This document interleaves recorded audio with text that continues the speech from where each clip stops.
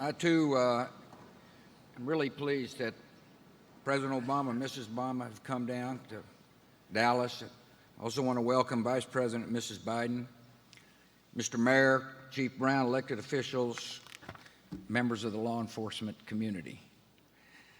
Today, the nation grieves, but those of us who love Dallas and call it home have had 5 deaths in the family.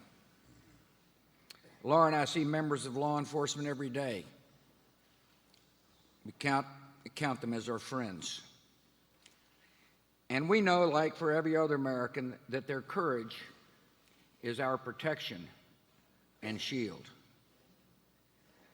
We're proud of the men we mourn and the community that has rallied to honor them and support the wounded. Our mayor and police chief and our police department have been mighty inspirations for the rest of the nation.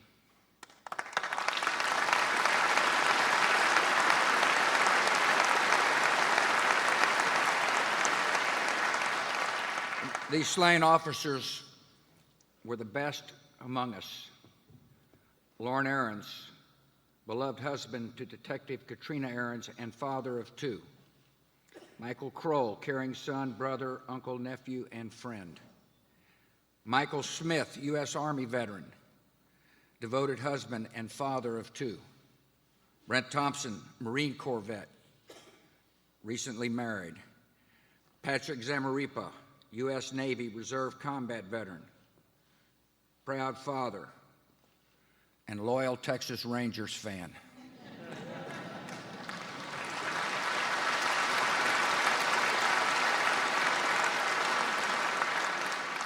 With their deaths, we have lost so much. We are grief-stricken, heartbroken, and forever grateful. Every officer has accepted a calling that sets them apart. Most of us imagine if the moment called for that we would risk our lives to protect a spouse or a child. Those wearing the uniform assume that risk for the safety of strangers. They and their families share the unspoken knowledge that each new day can bring new dangers. But none of us were prepared or could be prepared for an ambush by hatred and malice. The shock of this evil still has not faded. At times, it seems like the forces pulling us apart are stronger than the forces binding us together. Argument turns too easily into animosity. Disagreement escalates too quickly into dehumanization. Too often we judge other groups by their worst examples, while judging ourselves by our best intentions. And this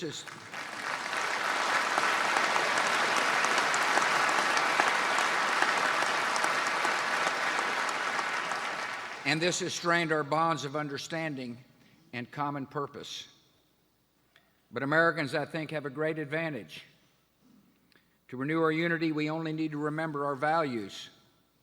We have never been held together by blood or background.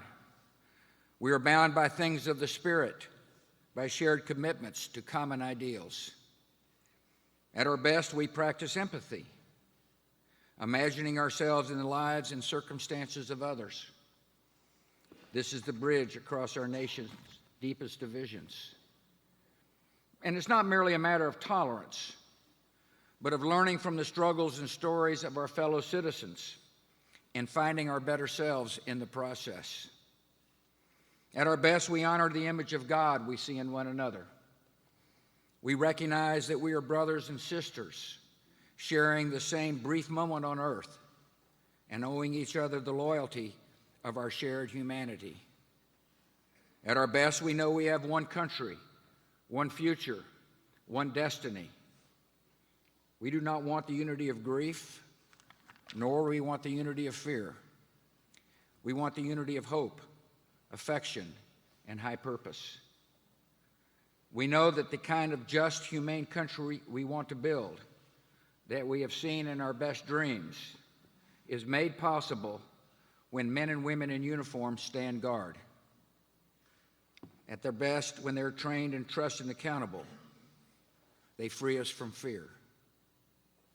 The Apostle Paul said, "For God gave us a spirit not of fear, but of strength and love and self-control." Those are the best responses to fear in the life of our country. And they're the code of the peace officer.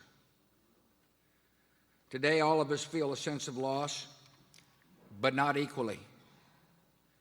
I'd like to conclude with the word of the families, the spouses, and especially the children of the fallen.